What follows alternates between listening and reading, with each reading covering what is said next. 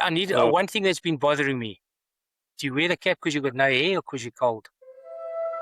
Good afternoon, everyone. Welcome to another episode of the Coastal Boys, Andrew.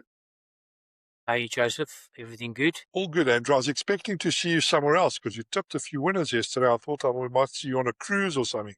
How did that ombudsman get in yesterday?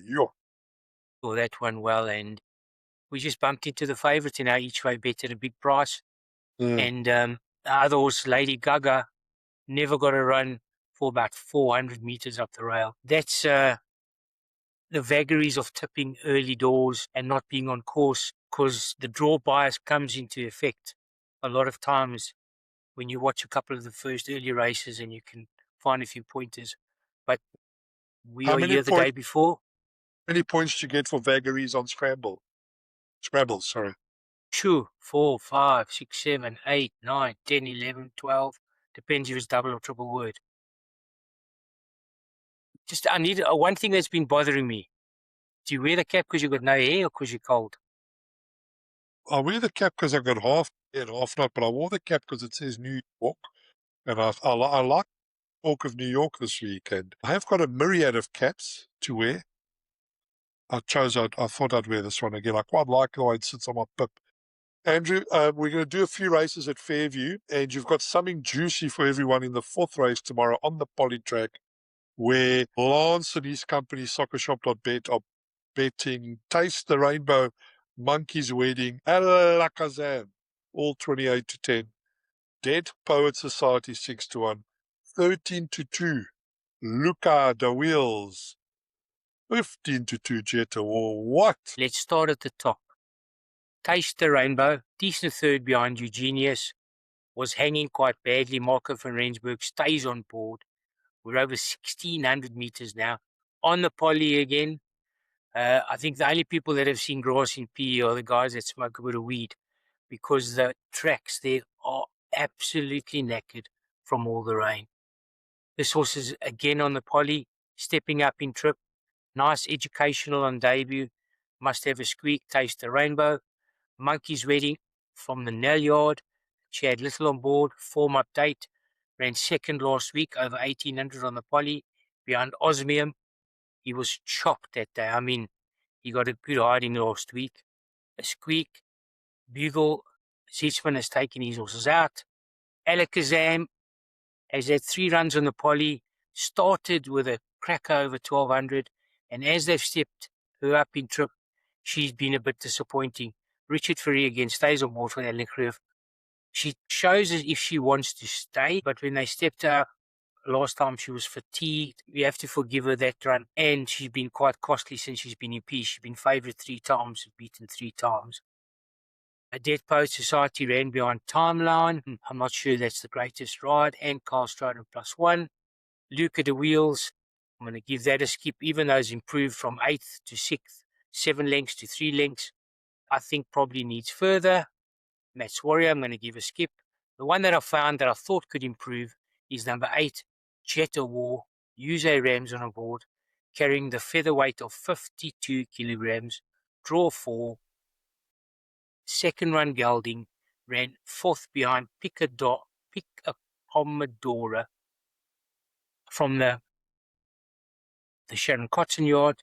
This horse is now with Dean Smith, ex Anthony Peter. Last time out over 2,000. I think the 1,600 will be up his alley. I think there will be early speed and nearly a double figure price. And I think you'll get a massive run for your money. Second run gelding, always my favourite, on number 8, Jet O War. And out of the top, yeah, I saw 8 to 1 and 9 to 1 on other sites, so you might get 10 to 1 on the day. And I thought out of the top lot, I would have to be number 1, Taste the Rainbow. I think probably the main danger. Strategically, if you were playing a PA, for example, on the day, I know what I would do, but what would you do with Jetta War for the viewers? Because I would bank and try and get through with an 8 to 1 shot. What would you do? I would put 1 and 8. Right. Just as a cover. He's a 10 to 1 shot for a reason, and I'm not too sold on Monkey's Wedding, and I'm not too sold on Alakazam. more negative on Alakazam than Monkey's Wedding, because that could come forward. The Jean Noliard is in form. I like the way Taste the Rainbow debuted. I think they'll run a decent race. They won the race that day with Eugenius, the Miller Yard.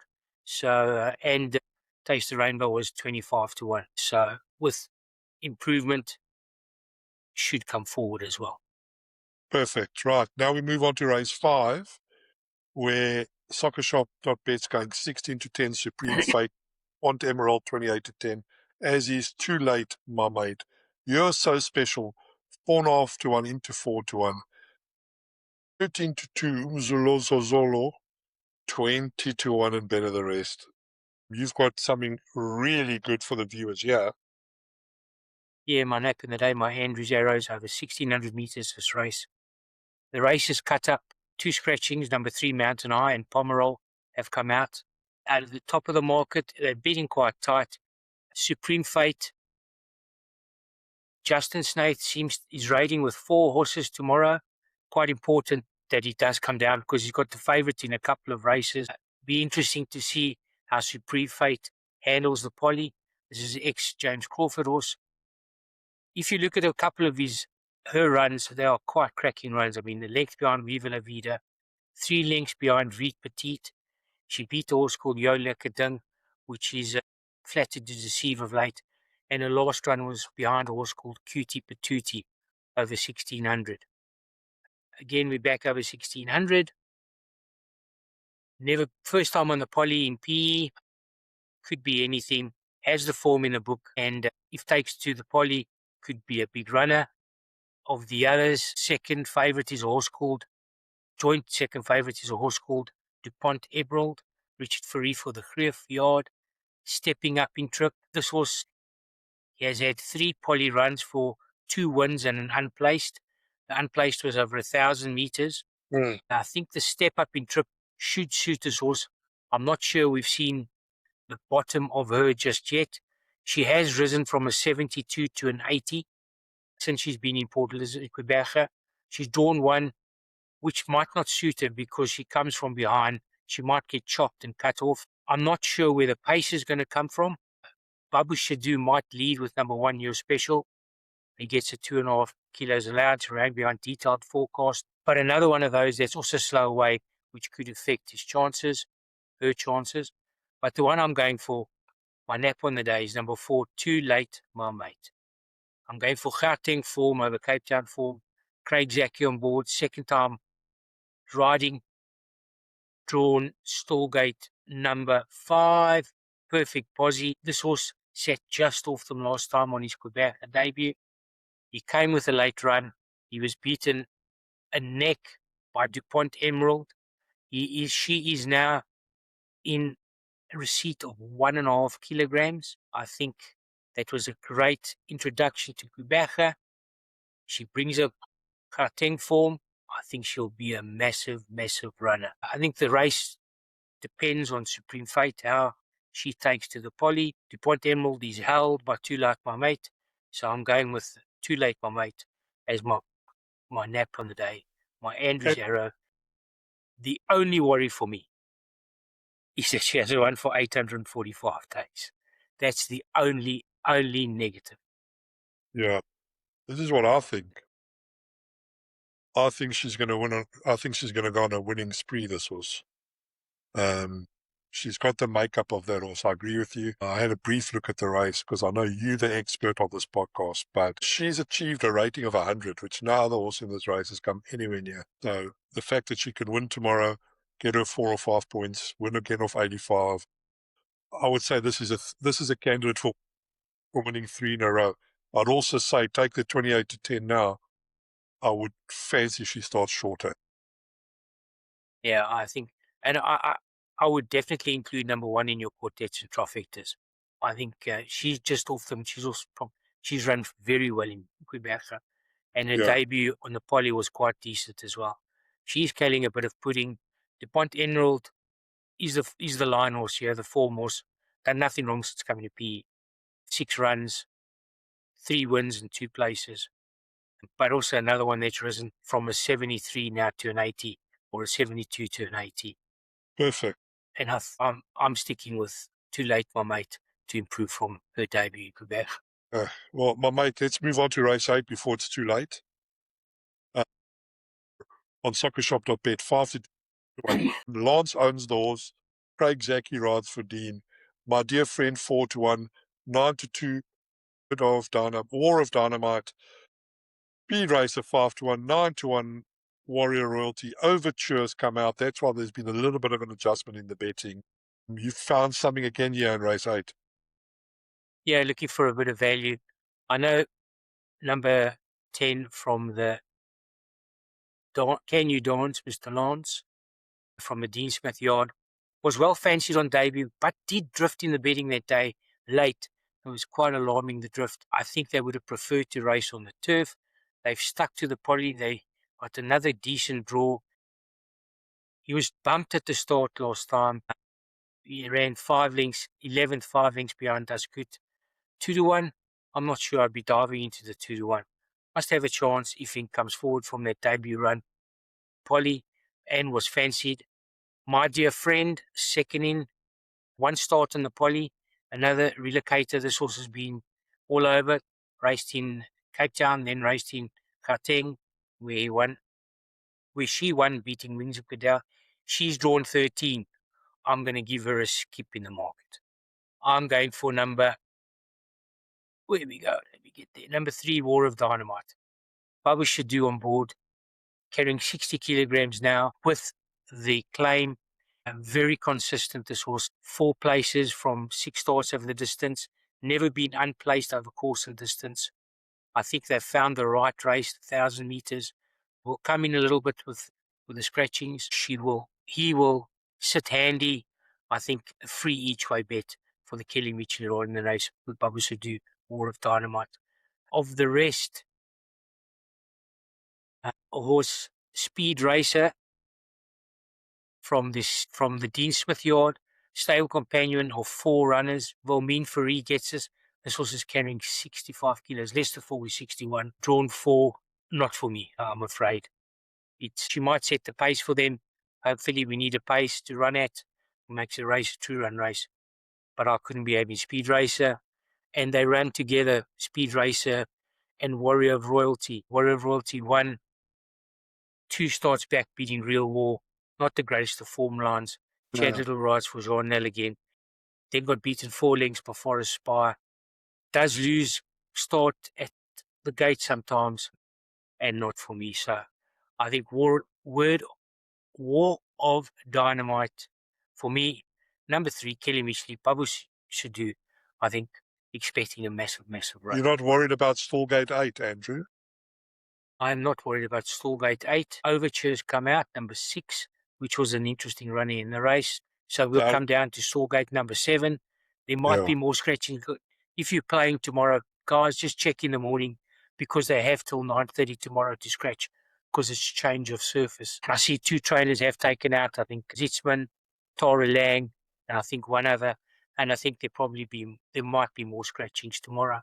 So before you play anything, even if you're playing tote, just make sure that you take cognizance. That's a big word, another one, Joe. A lot of Of the points. scratchings in the morning, a lot of points there.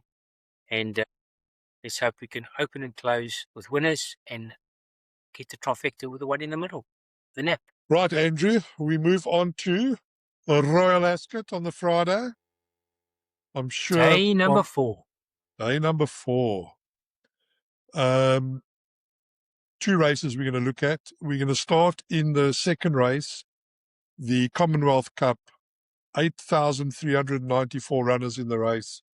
Venetian Sun 11 to 8, smashed in from a much bigger price. Owned by the Brighton owner, Star Lizard, Tony Bloom, not shy to put their cash down. And the money has come in buckets for this horse, Venetian Sun. Trained by Cole Burke, Clifford Lee, Nines. Albert Einstein 13 to 2. And no surprise to see the rest 12 to 1 and bigger. Wise Approach 12 to 1. Charles Darwin 14 to 1 as his couple, as his division, and then 20 to 1 and better the rest. I'm assuming to know what we're going for, but is it an arrow? Double error. Extra Double sharp arrow. turn. Extra sharp tip. Number Go on. 21, Venetian Sun. Clifford Lee Right. from the Burkyard. This horse is very highly fancied by the yard. They've spoken this horse up for a long time. Uh, they don't want to hear about it getting beat. It's run 5 times, winning 3 times over the sprint distance. They tried to make it stay. It didn't stay. They've gone back to its true trip. And this horse, I can't tell you how fancied it is by the stable. It's really, really strong. It has the form in the book, has done nothing wrong. Drawn 13. So actually could really go either way if the draw bias is inside or outside. But I Correct. think has enough class to beat this race. Of Probably the the others, uh, sorry, Joe. probably the bet of the week on the planet because they think so much of this horse. My bet on the week was Notable Speech, but it got turned over. But we fought back, and this would be my second best bet on the week. And in your experience, having worked in the industry here in the UK, right? Just for the South African viewers who log on to one of the sites, I'm not dissing any of the South African bookmakers. They take 20,000 of a horse and it shortens from 10 to 1 into 5 to 1. And of course, if you take 20,000 of a 2 to 1 shot, it doesn't shorten into 15 to 10. But what volume would it have taken in the industry for this horse to shorten from 2 to 1 to 11 to 8? Yeah, chunks. I think there'll be bookmakers with abilities in the millions. I Yeah, mean, there were a few there was 7, I think 6 out of 7 fancied runners yesterday. They did beat 1 or 2 on day one. They thought it's Christmas. They beat the favourite in the first Notable Speech. yeah. And then But they've been, they, George Barry came to save the punters. And it depends how many favourites win today. Their liabilities will just stack higher, I should imagine. And also yeah, because the whole the world's other on the whole world is everyone. on. Um, The only thing, and then whatever the other horses will become prices that are backable at decent prices. I mean, Albert Einstein's done nothing wrong. Aidan O'Brien's done nothing wrong. Um, he was very well touted, this horse, as a juvenile, but he's fluffed his line since coming back this year. So he has to put his best foot forward. yeah, William Agus his horses have been running extremely well. The third and the second for this horse last 2 starts. I like it.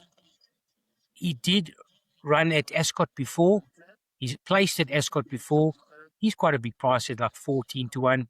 Clive Cox, not for me. Havana Anna, I'm going to give that a swerve. I thought the other 2 horses that are putting trifectas and quartets would be Wise Approach. Ran second on debut at Royal Ascot last year. And the horse that beat him that day was number 4, Charles Darwin, another stable companion of the second favourite Albert Einstein for Aidan O'Brien. Wayne Lorden rides. I think he's a massive price at 14 to 1. But I don't think there are massive prices because I think the favourite will win. Bottom yeah. line. Bang, boom. I agree. I agree. I concur wholeheartedly. I think you want to get on this horse as much as you can. Right. And then one more at Ascot, I think you want to do. Race number 5. Race number Race 5. number 5. It's the Sandringham Stakes over a mile. Again, Andrew, probably, I mean, you've got to have, what do they call it in Mexico? Culiones to go in a 29 horse field. But you certainly got them. And Yeah. I'm going to read out the betting. They're betting 5 to 1 seat, 8 to 1 the second favourite, Glyfada, 12 to 1 and better the rest. One of the nicer handicaps in the country. They race for 61,000. So not a lot of money, but it's a kind of race that people try and win year in, year out, and they navigate to get their horse into the race with the best possible winning weight. Correct. Handicaps. There's been some massive gambles at Ascot, Royal Ascot, in these handicaps. Mr. Pipe was very good at the long distance handicaps.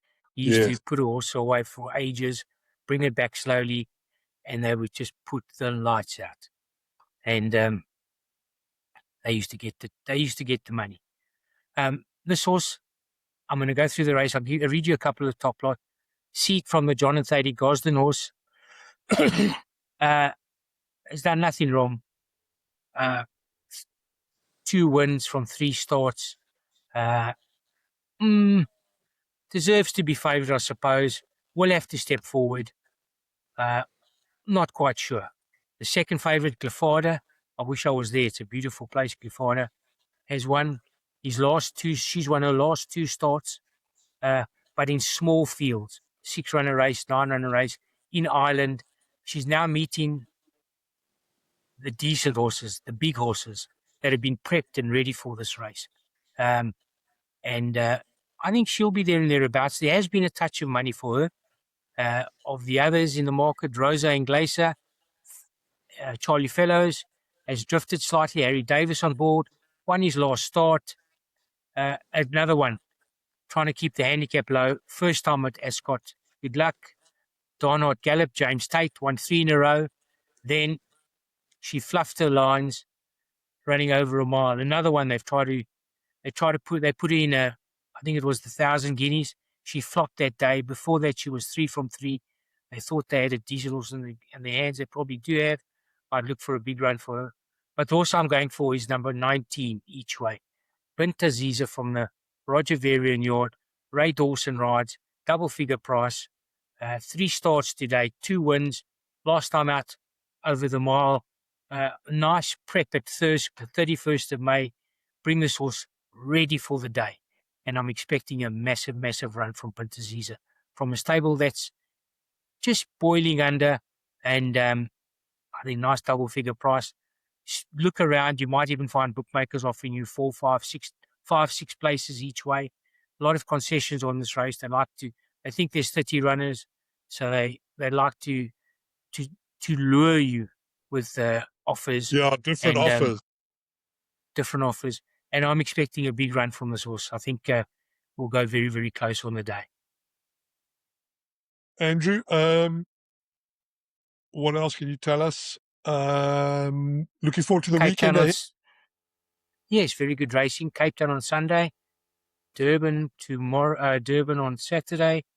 Everyone gearing up for the July and the feature races. I see a couple of horses have drawn badly. But we'd have to wait and see. Nothing's finalised just yet. I thought the July handicap wasn't the strongest of races.